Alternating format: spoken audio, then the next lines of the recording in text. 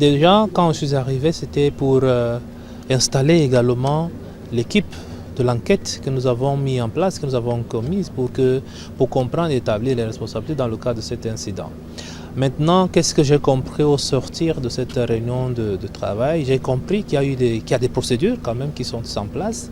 Le personnel m'a décrit un peu ce qui s'est passé exactement. Et nous en avons parlé, mais l'équipe, n'est-ce pas, de mission, l'équipe de l'enquête va établir, n'est-ce pas, jusqu'au fond les responsabilités.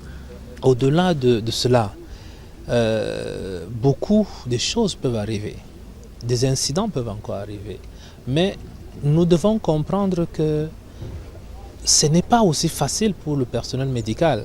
Et s'il y a un incident, nous avons des voies, des recours qui sont légales, qui devraient pouvoir être utilisés et ne pas privilégier l'agression, que ce soit physique, que ce soit verbale, de ce personnel de santé qui veille chaque jour à notre santé. Il est important qu'on le sache. Il est inacceptable que nous puissions continuer à observer des violences sur le personnel de santé. C'est pas normal et ce n'est pas éthiquement, c'est pas correct.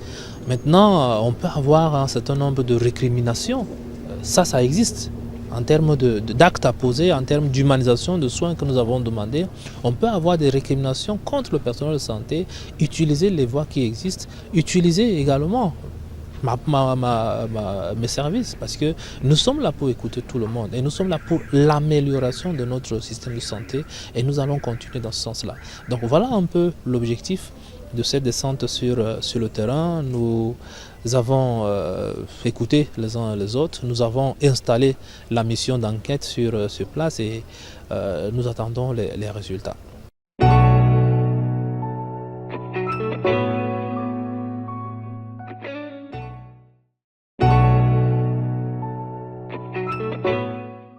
Nous sommes venus d'abord apporter notre condoléance à la famille qui est à ce moment éprouvée par le décès de leur fils.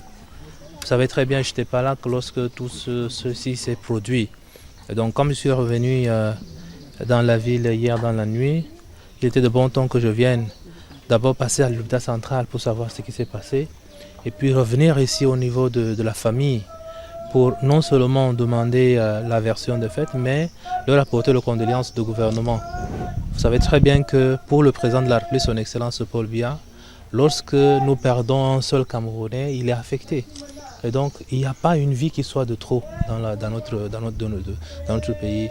Tout ce que nous avons de plus précieux, c'est la vie. Et nous sommes appelés dans le secteur de la santé à donner la vie, à sauver des vies. Et c'est pour cela que nous sommes venus présenter dans cette démarche républicaine qui devait être celle de tout le monde. Nous sommes venus présenter notre condoléance à la famille pour cela, les exhorter à collaborer dans le cadre de l'enquête que nous avons mis en place pour la manifestation de la vérité. We are here just to present our condolences to the family. As you know, I was not there when this incident came. I went first to the central hospital in order to understand what is happening, and now I'm here in the family to present our condolences and to know effectively what's happened. I think the head of state, His Excellency Paul Biya, is aware about the life. He's taking care about all Cameroonians. Nous remercions déjà le ministre d'être venu à la maison.